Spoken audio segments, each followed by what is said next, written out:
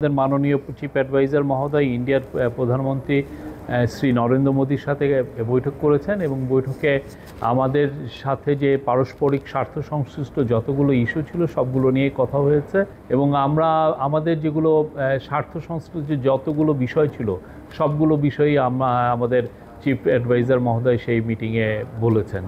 যেমন শেখ হাসিনার প্রত্যর্পণ বিষয়ে কথা হয়েছে, শেখ হাসিনা যে ওইখানে বসে অনেক ধরনের ইনসেন্ডিয়ারি কমেন্ট করছেন সেগুলোর বিষয়ে কথা হচ্ছে।